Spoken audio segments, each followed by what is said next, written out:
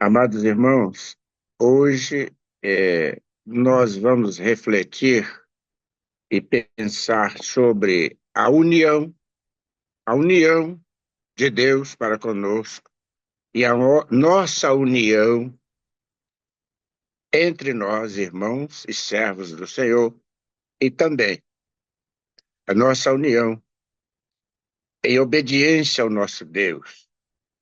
Que nós venhamos conseguir, através desta união, o mesmo propósito. E este propósito se transforme em unidade, unidade de propósitos, unidade de querer, unidade de obediência, unidade de santificação. Os textos básicos que nós vamos refletir em 20 minutos são os Salmos de 1 a 6, o Salmo 133, de 1 a 3, e João, o Evangelho de João, 17, de 19 a 24. Salmo 3, a felicidade dos justos e o castigo dos ímpios. Mas nós estamos buscando aqui união e unidade. Bem-aventurado o varão que não anda segundo o conselho dos ímpios, nem se detém no caminho dos pecadores, nem se assenta na roda dos escarnecedores. Antes, tem o seu prazer na lei do Senhor, e na sua lei medita de dia e de noite. Pois será como a árvore plantada junto aos ribeiros de águas, a qual dá o seu fruto na estação própria, e cujas folhas não caem, e tudo quanto fizer prosperará. Nós devemos fazer na nossa vida nos unirmos-nos em santidade, unirmos-nos de verdade, os nossos propósitos, termos a coragem de ser obediente a Deus, porque sendo obediente, tendo fé e acreditando em Deus, nós estamos garantindo o nosso nome no livro da vida e nós estaremos garantindo a nossa salvação quando da vida eterna. Salmo 133, de 1 a 3. Ó, quão bom e quão suave é os irmãos que vivam em união. União.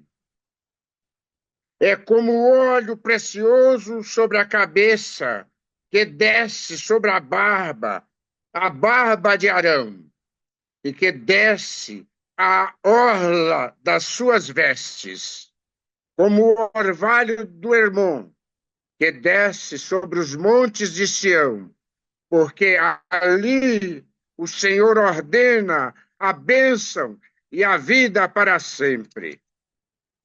Vamos em João 3, para terminar a leitura, e a gente poder tecer algum comentário. João 17, 20 a 20, não, 19, melhor dizendo, 19 a 24. E por eles me santifico a mim mesmo, para que também eles sejam santificados na verdade. Eu não rogo somente por estes, mas também por aqueles que, pela sua palavra, hão de crer em mim, para que todos sejam um,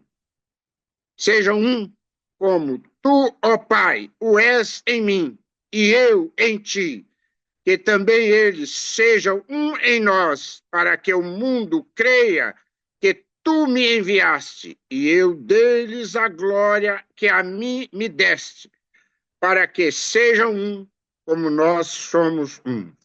eu neles e tu em mim, para que eles sejam perfeitos em unidade. Eu falei união e unidade. E para que o mundo conheça que tu me enviaste a mim e que tens amado a eles como me tens amado a mim. Pai, aqueles que me deste, quero que, onde eu estiver, também eles estejam comigo, para que vejam a minha glória que me deste, porque tu me has amado antes da criação do mundo. Até aqui.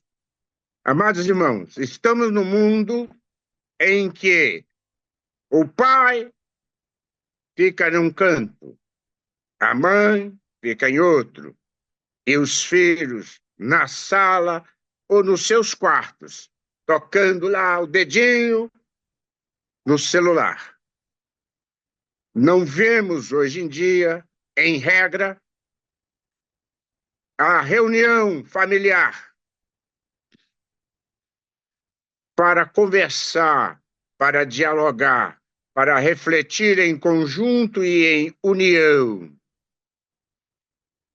Muitas vezes, nós, quando queremos nos reunir, encontramos nessa união o nosso irmão e com ele podemos trocar conceitos, ensinamentos, transferir a dádiva que Deus nos concedeu, que é o amor, ceder a cada um que com nós interage um pouco da nossa amizade, um pouco da nossa fraternidade, um pouco do nosso amor. A vida tem sido, como Deus disse, no mundo terás aflição, mas eu vim e venci o mundo. O que nós devemos fazer e tirar dessas lições? Nós devemos procurar fazer aquilo que, se Jesus Cristo estivesse aqui, ele o faria.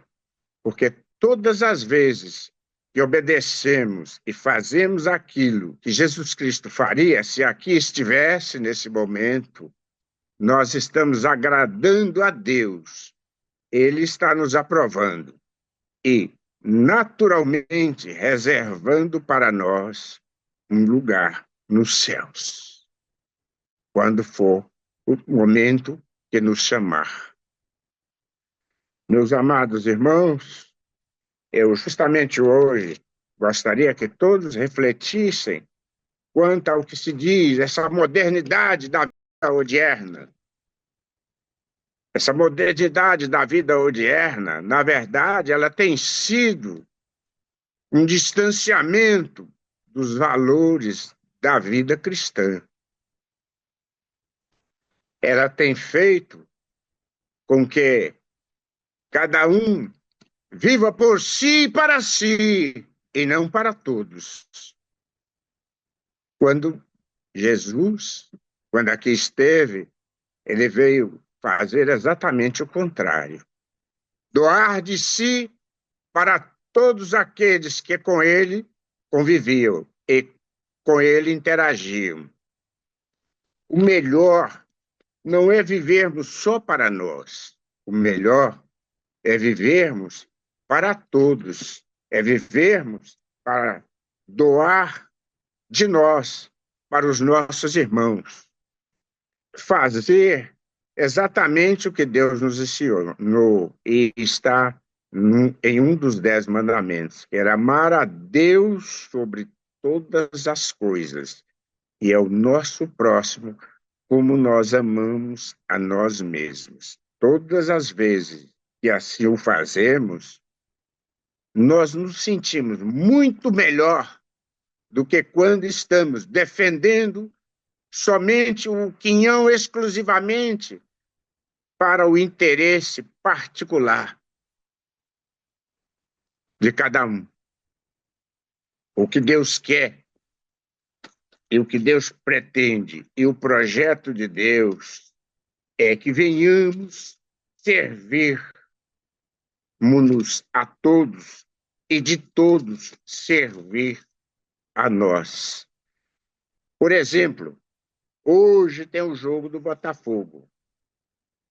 Eu tentei comprar ingresso, não consegui, porque foram vendidos somente para os sócios torcedores. Tem mais de 80 mil sócios torcedores. Estarão lá no estádio hoje, em união.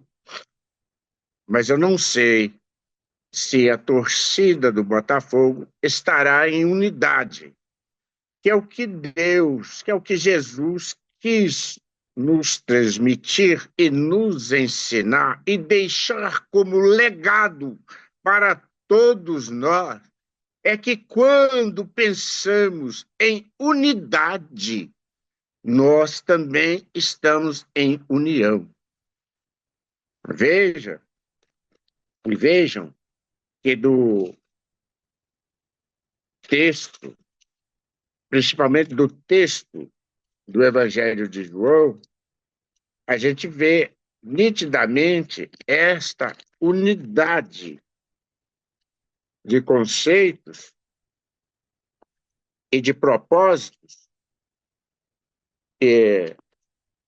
Aqui, vejam só, no 19, João 17, versículo 19. E por eles me santifico a mim mesmo, para que também eles sejam santificados na verdade. Verdade.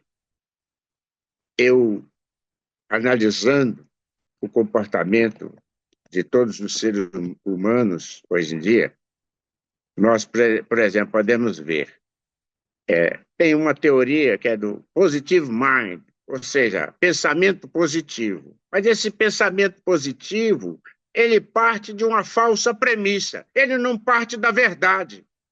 E Deus nos ensina a todo tempo que devemos defender a verdade, que devemos ser verdadeiros nas nossas ações, nos nossos propósitos, no nosso dia a dia.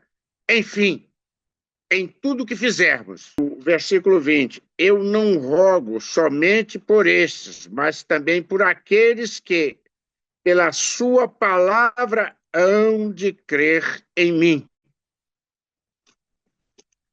Nós temos que crer no nosso Deus, o mesmo Deus de Abraão, o mesmo Deus de Isaac, o mesmo Deus de Jacó, o único Deus verdadeiro. 21. Para que todos sejam um, estar em união e, ao mesmo tempo, estar em unidade. Como tu, ó Pai, o és em mim, e eu em ti, que também eles sejam um em nós, para que o mundo creia que tu me enviaste. Aqui está muito claro a questão relativa à unidade. Veja, para que todos sejam um, a unidade. Nós podemos e devemos estar em união de propósito. Mas o melhor é quando esta união, além de união, também se torna unidade, unidade de pensamento, unidade de comportamento, unidade de doação, unidade de amor. Para que todos sejam um, como tu, ó Pai, o és em mim, e eu em ti, ao mesmo tempo. É Deus, o Deus Pai, o Deus Filho e o Deus Espírito Santo. O Deus Pai está no Deus Filho, e o Deus Filho está no Deus Pai. O Deus Pai está no Filho e está no Espírito Santo. E o Espírito Santo está no Deus Pai e está no Deus Filho. Ou seja, são três pessoas da Santíssima Trindade. Os três estão em união, mas ao mesmo tempo eles também estão em unidade. Um está no outro e o outro está em um. Esse é o modelo, esse é o exemplo que se nos afigura que devamos seguir, que venhamos e devamos continuar seguindo e que devemos refletir no dia a dia e durante toda a nossa vida, por amor e por misericórdia de Deus Pai. 21. E eu dei-lhes a glória que a mim me deste, para que sejam um, como nós somos um. Veja que aqui no Evangelho, o apóstolo Paulo retrata fidedignamente o amor e a integridade de propósito de Jesus Cristo, quando ele nos ensina que devemos estar unidos em união de vida, em união de propósitos, em união das práticas que devemos trazer e executar no nosso dia a dia. Mas, ao mesmo tempo, ele diz: eu estou em ti, ó Pai, porque o Pai também está em mim. E é este o modelo que eu quero deixar como legado para toda a humanidade. Que, se assim o agir, ela chegará a longos caminhos, e será o melhor. Viverá em paz, terá harmonia no interrelacionamento humano, no dia a dia, e nos nossos propósitos, e nos desafios que nós enfrentamos no decorrer de nossa vida. E eu dei-lhes a glória que a mim me deste, para que sejam um, como nós somos um. Veja, Jesus Cristo não era egoísta. A mesma glória que ele recebeu do Pai, ele também quis dividir e repartir com cada um de nós, servos do Senhor, humanos, limitados no pensamento, limitados nas nossas realizações, limitados da nossa vida, limitados no nosso querer, limitados em tudo. Mas ainda assim, Deus quis nos conceder o melhor dele. E o que nós devemos fazer para com os nossos irmãos? Devemos seguir esse exemplo e conceder de cada um de nós o melhor de nós, o melhor de cada um de nós, para o todo, e para a coletividade, e para a humanidade. Ao invés de ficar refluindo no egoísmo, na primazia do egoísmo, do ego, devemos, sim, nos dedicar a nos doarmos a cada dia de nossa vida. É melhor dar do que receber. É melhor doar do que ficar pedindo doação.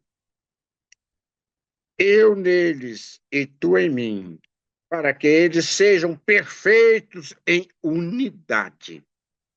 Veja que Jesus Cristo diz: eu neles e tu, ó Pai, em mim, para que eles sejam perfeitos em unidade e para que o mundo conheça que tu me enviaste a mim e que tens amado a eles como me tens amado a mim. Ou seja, nós devemos aproveitar esses ensinamentos para tirarmos proveitos deles para todos nós. É o mínimo que nós devemos fazer durante a nossa vida. E fazendo isso, nós estamos obedecendo e cumprindo os mandamentos da lei de Deus, os ensinamentos sublimes que estão contidos no livro sagrado, o livro mais traduzido em toda a história da universalidade. Pai, aqueles que me deste, onde eu estiver, também eles estejam comigo, para que vejam a minha glória que me destes, porque tu me has amado antes da criação do mundo. Veja que próprio Deus. E Jesus Cristo, ele nos mostra da existência e dos atributos de Deus, os atributos da onipotência, da onisciência, da onipresença, da onividência, o atributo da eternidade e todos os demais tributos. São pelo menos 9 atributos que Deus tem.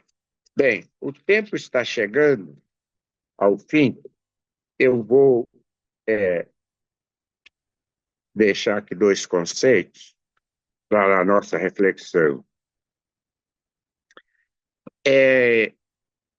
Vou lembrar de Eli e a omissão dele enquanto pai. Eli tinha os filhos, 2 filhos, e eram juízes, né?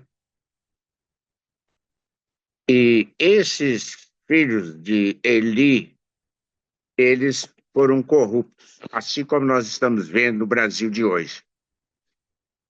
O Brasil da corrupção. Pois bem, da lição de Eli, a gente viu que não foi um bom comportamento de Eli, assim como não tem sido o comportamento desses ministros do Supremo Tribunal Federal. E também nos outros poderes, não é muito diferente, no poder legislativo. E no próprio executivo, nem vou tecer comentários. Bem, ao contrário de Eli, Abraão é um exemplo de um pai que obedeceu fielmente às instruções de Deus. Quando Deus pediu que ele sacrificasse seu filho Isaque, Abraão demonstrou uma obediência absoluta, colocando sua confiança em Deus. Nós podemos ver isso em Gênesis 22. Embora não tenha sido fácil, Abraão mostrou que um pai deve estar disposto a seguir a direção de Deus, mesmo em situações desafiadoras. É o que nós deveremos propor e seguir no nosso dia a dia. Porque nós precisamos crescer. Crescer aonde? Crescer na nossa fé e na nossa jornada cristã, que é uma das coisas mais importantes que você fará na vida. Crescer na sua jornada e crescer em todas as coisas por onde você interagir. Responder ao que Deus falou para você é essencial, não só por uma questão de obediência a Deus, mas também porque é o início de uma vida de satisfação e de alegria. Por fim, vamos falar da própria vida. A vida é como um palco. Você afasta as cortinas e vê os dramas, as lutas, os conflitos e a procura incessante dos seres humanos. Gente que sonha, que anseia e trabalha para encontrar um lugar ao sol. Muitos nascem, envelhecem e morrem sem chegar ao porto desejado. Alguns não sabem sequer de onde vêm ou para onde vão. Outros, depois de caminhar entre espinhos, finalmente acham o sentido da existência. E para nós, o sentido da existência está em amar a Deus sobre todas as coisas, permanecer em união e em unidade. Amém.